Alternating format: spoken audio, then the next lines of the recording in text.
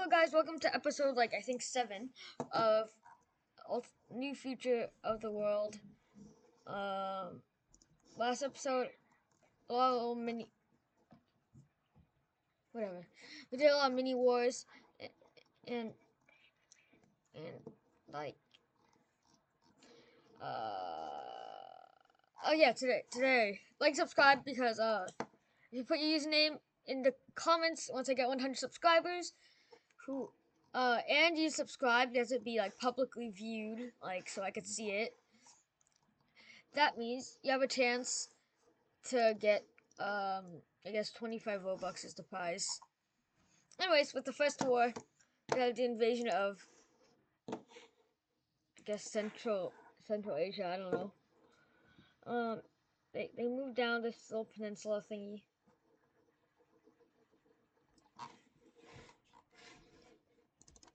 But the country overall is it may look like it's going slow, but there's really no one here, so yeah, once the entire army comes here, they're screwed. But Tashkent or Tashkent, I don't know, is the capital and forced to spearhead quickly and annex it. The deal for the treat. Oh, shut up, please. Is that Tajikistan somewhat gains independence with the new borders because these borders kind of suck, and the new pro-Russian Turkmen government is made. The Uzbek and Kyrgyz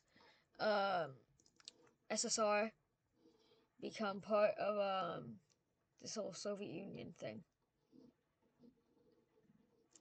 Can't remember if they're Soviet before, but they are now. Um,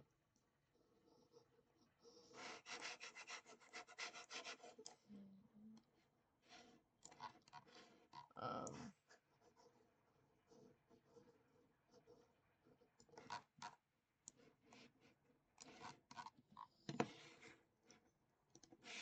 Now these two small, weak countries are kind of sad.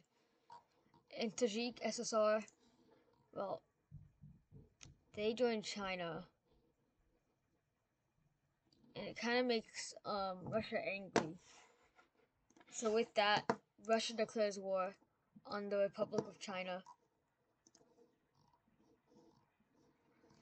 causing Japan to activate the co-prosperic sphere, basically all their friends,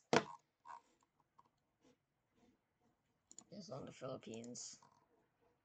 And they have all these conquests in the Pacific, so I'll make this the thumbnail. Why not? This is a good thumbnail. This is very thumbnail worthy. So, that's how I make my thumbnails. So, yeah. Good enough for a thumbnail, if I do say so myself. So yeah, they own all these Pacific islands, like Solomon Islands. They own basically everything here, like Fiji. I forget what this is. I don't know what it is. Someone tell me. Come on.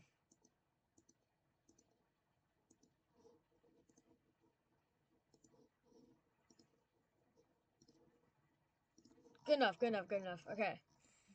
So, with that, a major war is on the rise,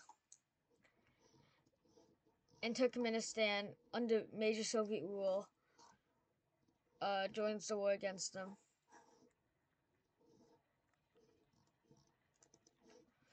With that, Poland declares war. But since you have a little friend alliance between basically everyone in Europe, and since these guys declared war, they ain't getting no help. Which that would kind of suck. But yeah. So Russian troops flood into Poland, in the unprepared country, tries to defend, but isn't doing very well. Not having much luck. They continue through the countryside of Belarus and the Baltics. Germany and other countries nearby come to their aid, like Ukraine, but they do not join the war. Poland comes to a standoff like this, but does make a major counteroffensive back into Prussia. Meanwhile, now we go to the main front. Russia invades the northern part of China.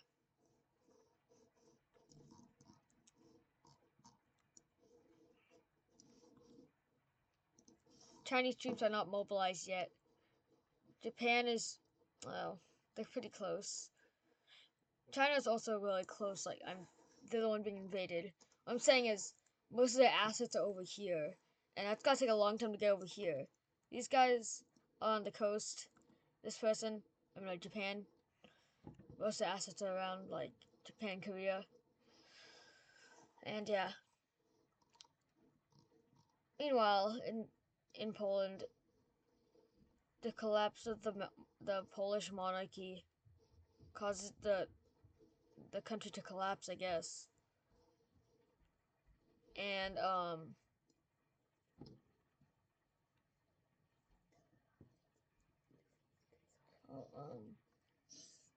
so hey Logan, can you plug in my iPad? Yeah. They push into more and more of the lands until Poland is no longer salvageable, and they surrender.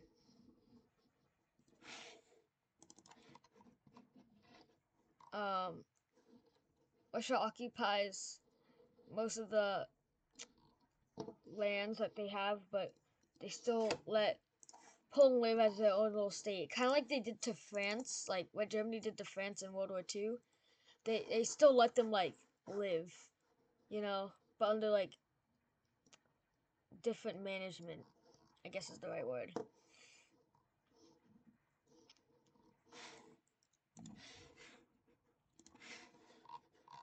Now that troops are arriving at the front, Tajikistan is obliterated as China just you do not want to go up like all these mountains and stuff, like just to save a little bit of land that no one lives in. So to all the Tajikistan people who live there, Tajiks, I don't know what they're called.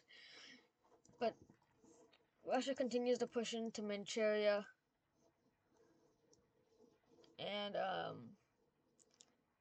the Chinese army is not ready yet. But Chinese people in Mongolia rise up against the Soviet rule. It goes pretty well in favor of the Chinese.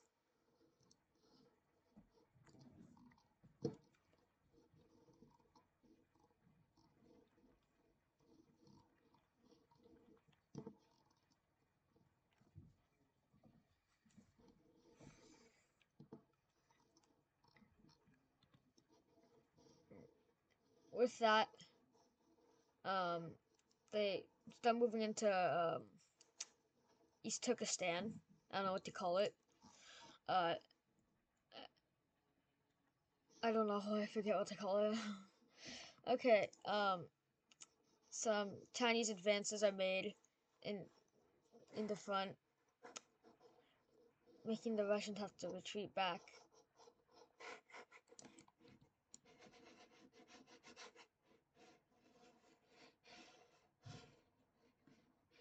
Oh yeah, I should probably do this, but power ranking.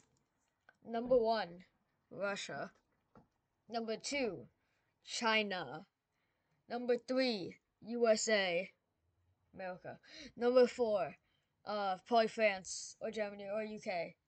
They're battling out for 4th, 5th, and 6th, as well as Japan, so 7th. All those 4 are fighting. 8, probably India. Haven't done much the entire series. And then Australia and South Africa, Brazil. I don't know. There's a lot of contenders here.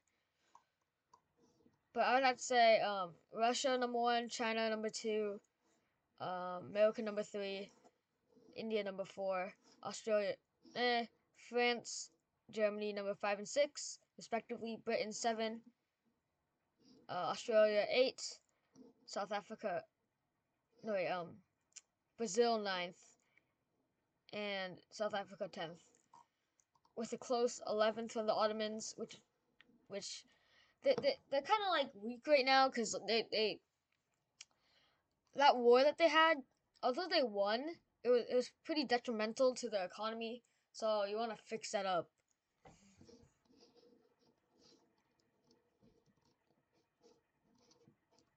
Um.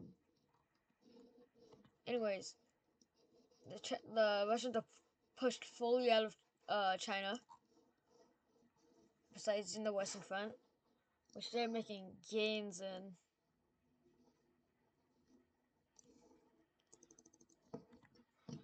Mongolia is fully under Chinese occupation now. The Mongolians are very happy there. But all the Russians, they push in from the west. And the western province of East Turkestan is like, I guess, taken. And they settle down for peace.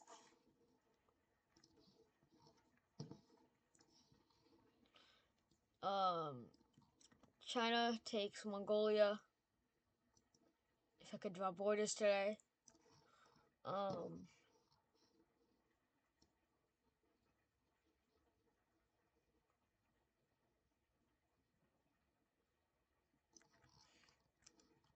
and Russia gets this.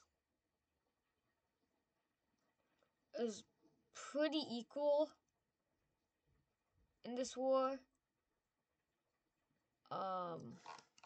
But if the Russians had like another like year or two to fight this out, they would probably win the war.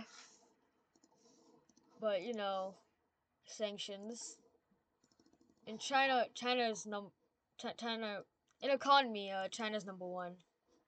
When I did those rankings, I meant army.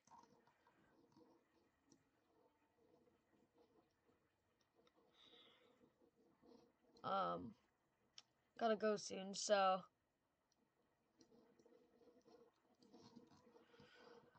I'll upload this probably in an hour or two. I don't know.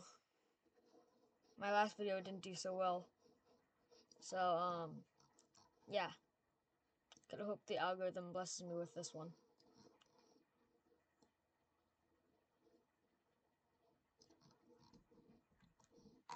Oh yeah, and Japan made gains.